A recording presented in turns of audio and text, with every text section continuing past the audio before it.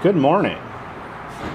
What we have on the bench today is this white side load class 15 Japanese made ZigZag sewing machine.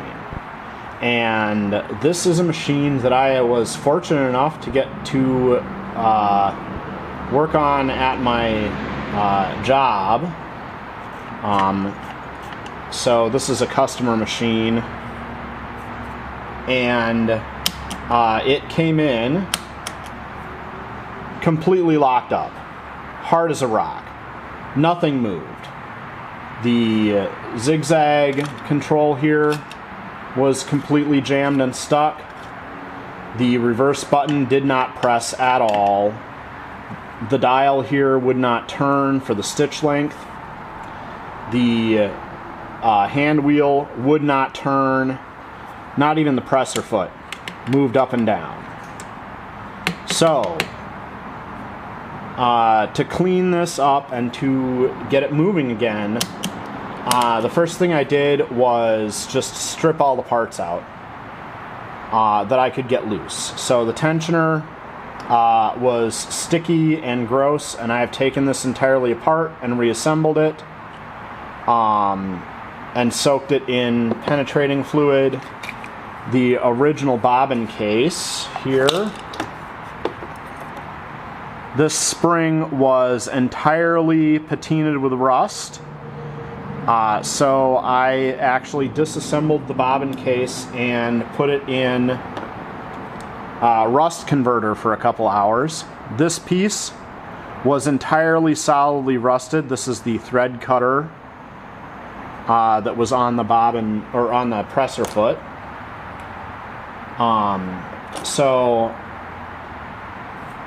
And the spring inside the bobbin case.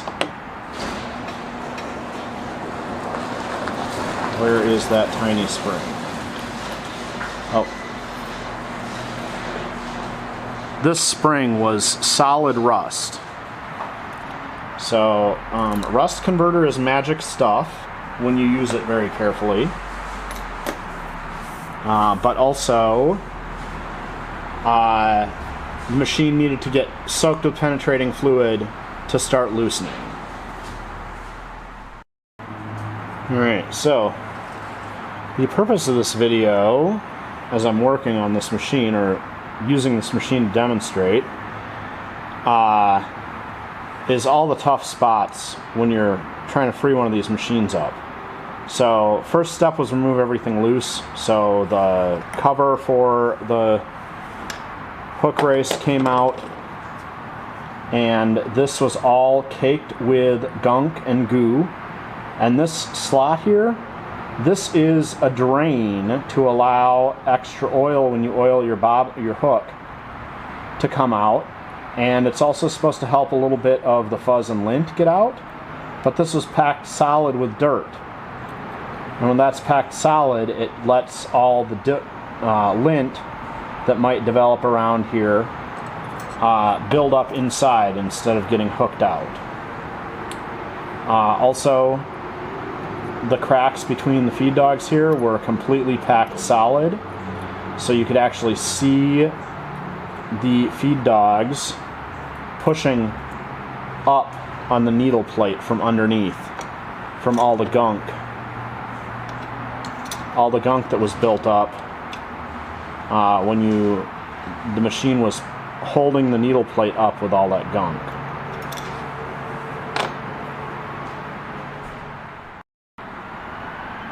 Alright, the second spot on this zigzag machine that was all stuck up was actually the presser foot.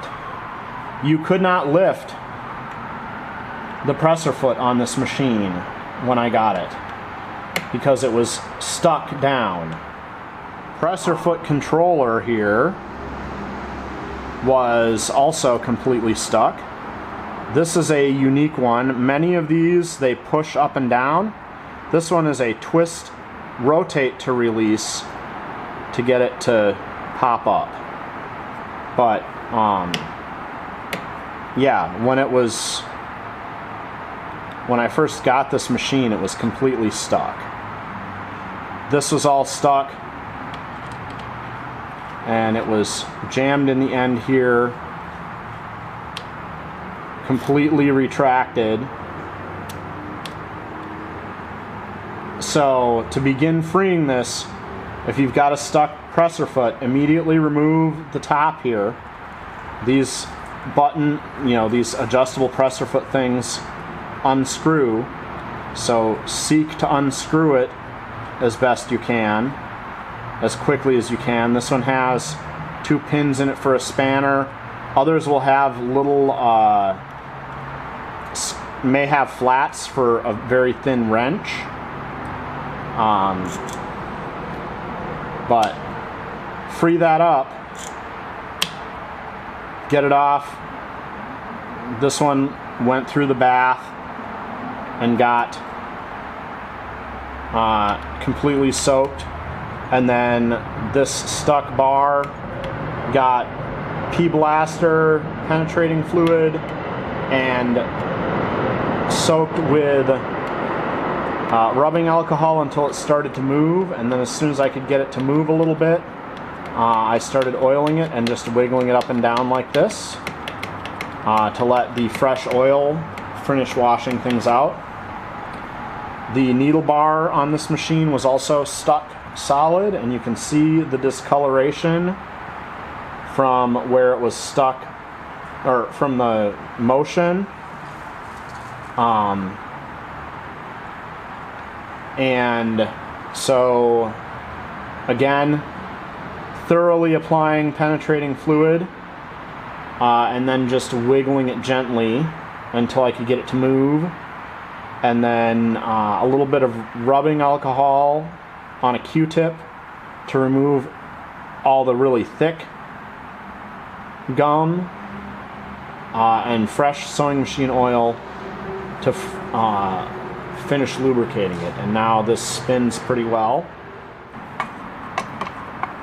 Alright, next on things to fix or look at to get this completely stuck machine loose.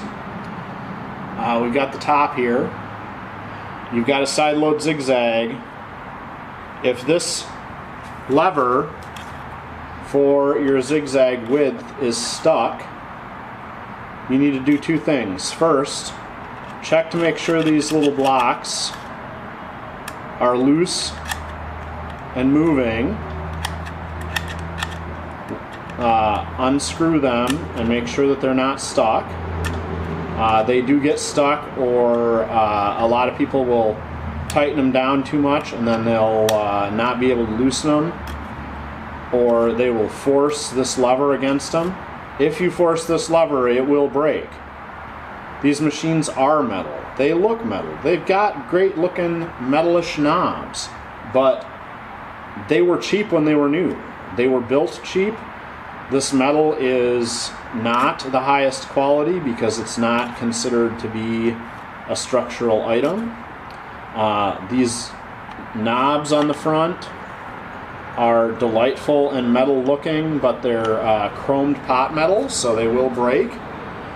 Don't force this lever, don't force your reverse button, don't force your length adjustment if it's sticky.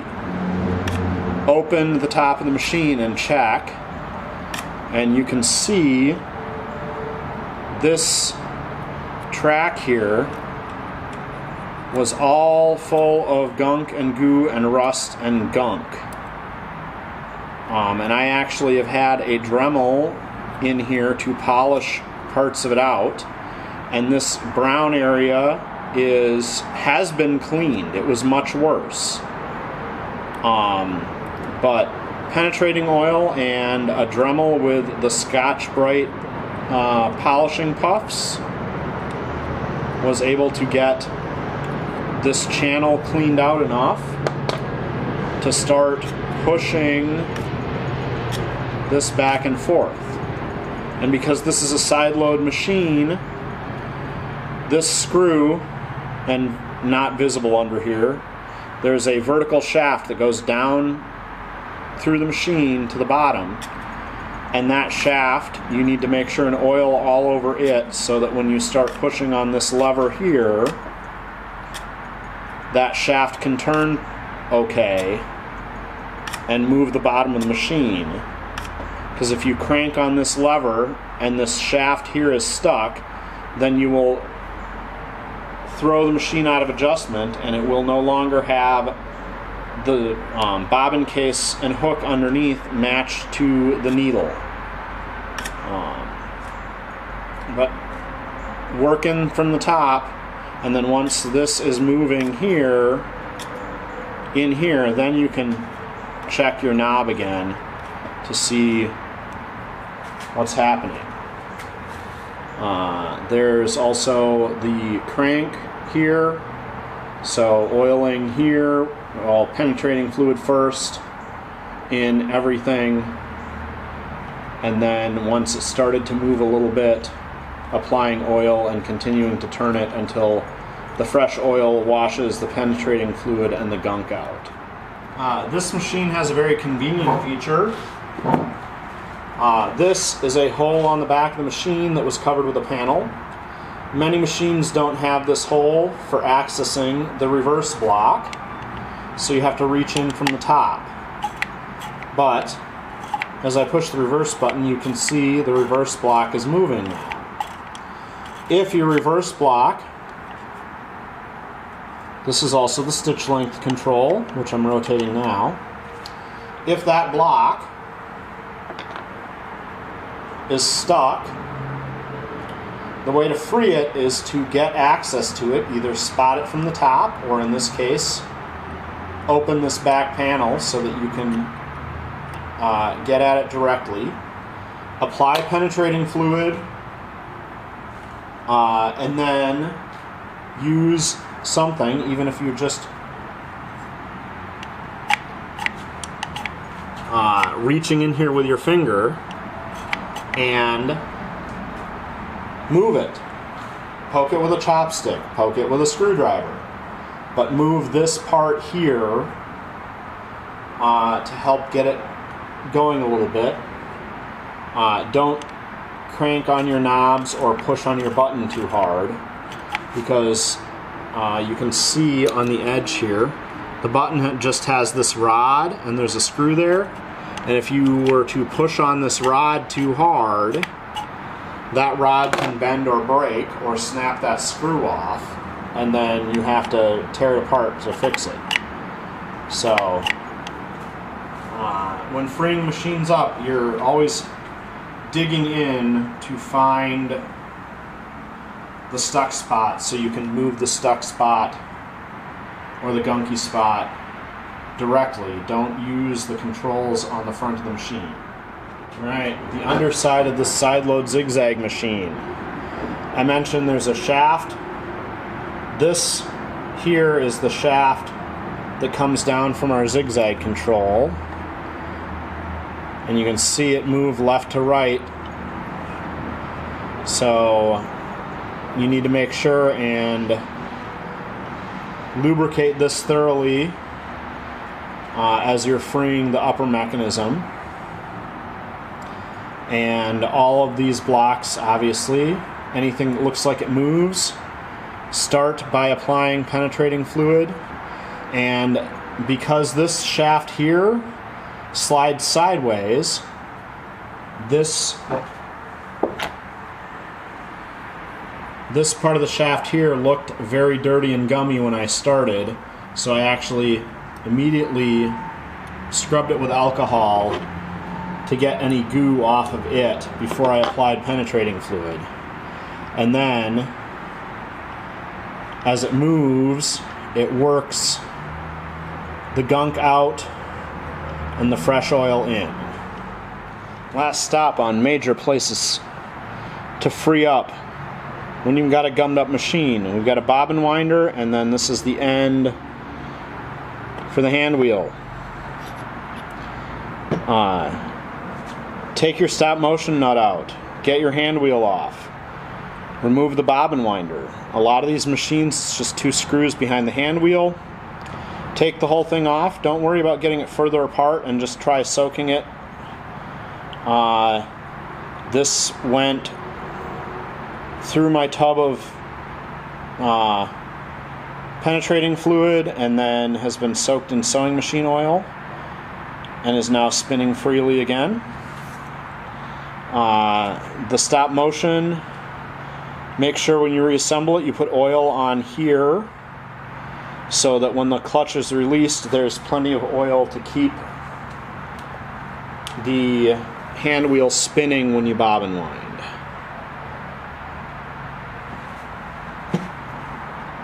So, there. And I've already had this off, so I know that I need my ear down for this to work properly, but we'll throw that nut back on there. And one fiddly thing about these is those two screws behind the motion wheel here, they determine how hard the bobbin winder presses against the hand wheel, and you need to adjust that so that it's not pushing too hard for too much side load on the shaft, because that will make it spin slower. So I'm going to fiddle with that off camera, but that's the list of important places to start and the way to dig in and fish around on a machine to free it up so that you don't break any of the delicate knobs.